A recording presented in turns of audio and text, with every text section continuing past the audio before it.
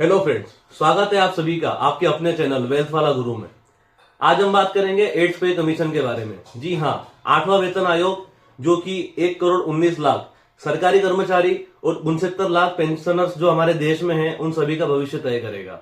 साथियों, इस पे कमीशन के माध्यम से 50 लाख सरकारी एम्प्लॉइज और 69 लाख पेंशनर्स को सैलरी में हाइक मिलेगा।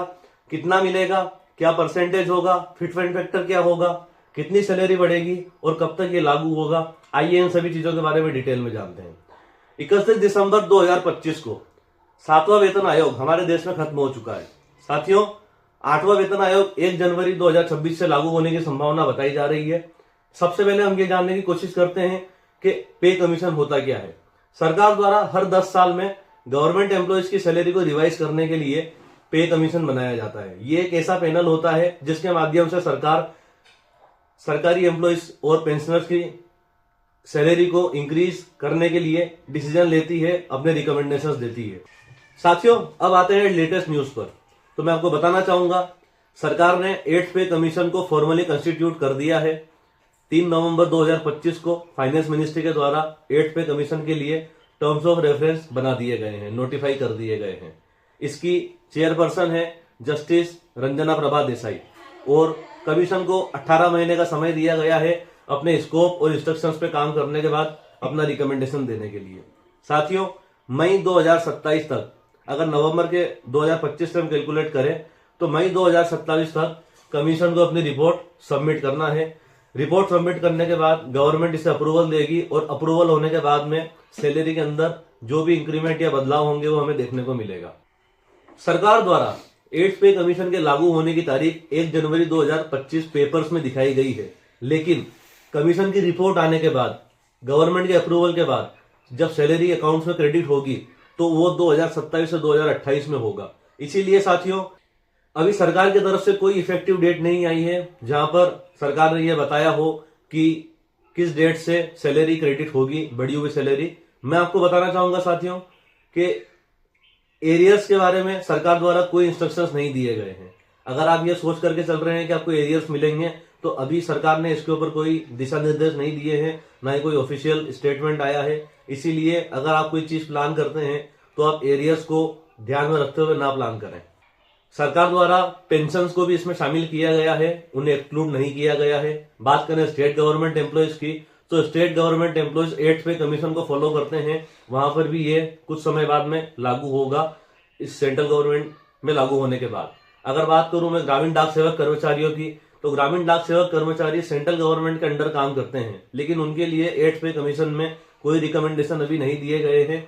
उसके लिए अलग से कोई बॉडी कंस्टिट्यूट की जाएगी और उसके बाद में वहां पे डिसीजन होगा। सबसे बड़ा सवाल कि सैलरी कितनी बढ़ेगी और फिटमेंट फैक्टर क्या है, तो मैं आपको यहाँ पे बताना चाहूंगा साथियों, 20 से 35% के बीच सैलरी बढ़ने का आश्वासन सरकार द्वारा दिया गया है।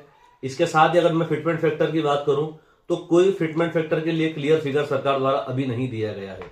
अगर बात करें 7वें वेतन आयोग की, तो 7वें वेतन आयोग के अंदर जो फिटमेंट फैक्टर था वो था 2.57, लेकिन अभी कोई फिटमेंट फैक्टर ना आने की वजह से कोई क्लियर इंस्ट्रक्शन हमारे पास में अवेलेबल नहीं है। कई सारी एम्प्लॉयज यूनियंस के द्वारा सजेस्ट किया जा रहा है कि सरकार को फिटमेंट फैक्टर 2.86 से 3 के बीच में रखना चाहिए। इसके माध्यम से सारे सरकारी नौकरी करने वाले व्यक्तियों को और पेंशनर्स को बहुत फायदा होगा। अगर फिटमेंट फैक्टर 2.86 होता है तो 7वें वेतन आयोग के अनुसार जो मिनिमम बेसिक पे है वो है 18,000 रुपए। अगर 2.86 के अनुसार चले तो वही बेसिक पे 18,000 रुपए से लगभग 51,000 रुपए तक चला जाएगा।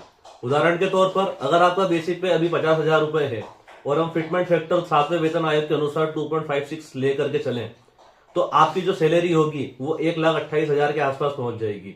लेकिन अगर यही फैक्टर 2.8 के आसपास चला जाता है तो आपकी जो सैलरी है वो करीब करीब 1,40,000 रुपए के आसपास चली जाएगी। ये फिटमेंट फैक्टर बहुत इंपॉर्टेंट रोल प्ले करेगा 8वें वेतन आयोग के अंदर लोगों की सैलरीज को बढ़ाने और लोगों के इंक्रीमेंट लगने के।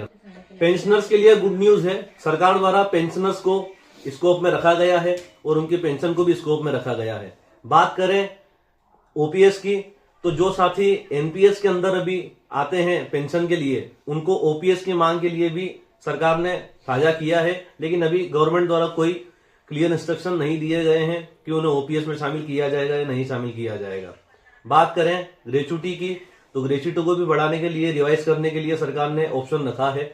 डीए और डीआर एज यूजुअल चालू रहेंगे, उन्हें मर्ज नहीं किया जाएगा। साथ ही एचआरए और टीए में परिवर्तन किया जाएगा। यहाँ पर कुछ डिमांड यूनियन के द्वारा भी रखी गई है सरकार के सामने, जैसे कि मिनिमम वेज के अंदर एजुकेशन, हेल्थ और टेक्नोलॉजी को शामिल करना।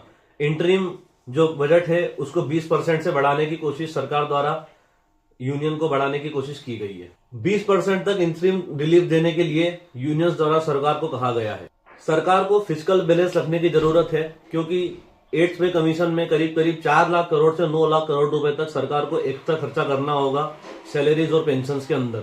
इसीलिए 2027 में अगर रिपोर्ट आती है तो 2027 में रिपोर्ट आने के बाद गवर्नमेंट उसे अप्रूव करेगी। अप्रूव करने के बाद 2028 में वो चीज लागू होगी और 2028 के बाद में हमें हमारी सैलरीज में इंक्रीमेंट दिखना चालू होंगे। अगर बात करें एरियर्स की, तो मैं आपको अगेन बताना चाहूंगा, अभी भी सरकार के द्वारा एरियर्स के बारे में कोई क्लियर इंस्ट्रक्शन नहीं दिया गया है कि 1 जनवरी 2026 से एरियर्स दिए जाएंगे या नहीं। लेकिन सरकार हमारी बात सुनेगी और जैसा भी अपडेट होगा वो मैं आपको इस वीडियो के माध्यम से, इस चैनल के माध्यम से देता रहूंगा। ऐसे ही अपडेट्स के लिए लाइक, शेयर एंड सब्सक्राइब करें, बने रहें नेक्स्ट वीडियो के लिए।